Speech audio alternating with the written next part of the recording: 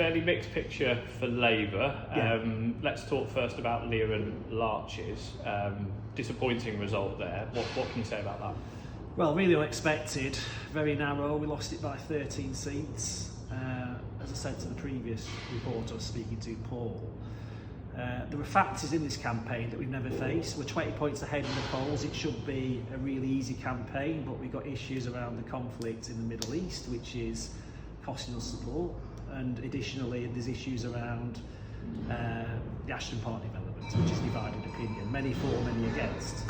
So this is a campaign that has been in very exceptional circumstances. But I mean, in the long term, you know, back 10, 15 years ago, we were out of power. We had a Tory Liberal coalition. We managed to, you know, get to 31, now 30 seats. So we're still in a very good position. And obviously, we've got to do everything we can to, you know, win Lea and Larches back. And what's it mean losing, you know, an experienced cabinet member like Jennifer Meek? Well, it's really hard, isn't it? Because, you know, Jenny is the former leader of the county council. You know, she brings lots of experience. It's one of these things. You do get these anomalies in local elections. Things happen that you don't expect to happen. You know, and obviously, you know, we were speaking with the campaign saying if you need resources in that ward, ask us and we'll get resources in. You know, it's just one of those things, and obviously we're very sad about it, but, you know, we've got to move forward and try and win that seat back at some point. And obviously the Lib Dem bounce has been a big impact in quite a lot of the wards, particularly in that sort of north and western side of the city. Have you struggled to make inroads because you don't have a more centralist agenda like you know, the main Labour Party is now moving to? I think what we're doing is a very pragmatic agenda, you know. I mean, if you look at the agenda that we've been pursuing for quite a number of years, we've won quite a number of seats since 2018, since I've been leader. So, you know, so we've gone from, you know, I think it was 27, 28, you know, we're now at 30, which is still pretty good.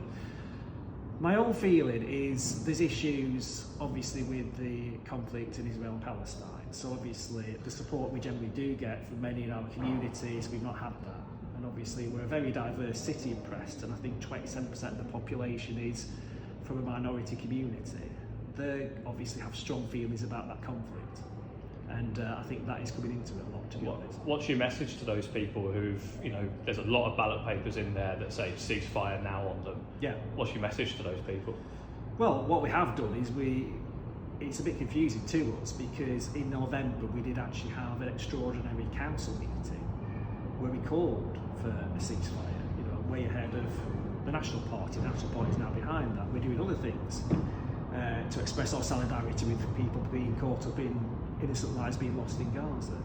So it's a bit confusing to have this position, but obviously, you know, when we get into issues around international conflicts, people have really strong feelings. And even though we can try to influence everyone, we're limited in what we can do as a local council. So I think that has affected it as well, to be honest. So it's been a bit frustrating, if I'm honest about it. Obviously, the Conservatives had a much worse night than us, you know. I think they've lost 4 or 5 seats, so obviously extremely tough for them. But as I said, these elections are very different to the ones we faced last year and the year before. You know, there's real issues in terms of individual issues in certain parts of Preston, but also this situation about the war in Gaza, which is something that I've never faced this level of intensity as leader since I took the job on 6 years ago.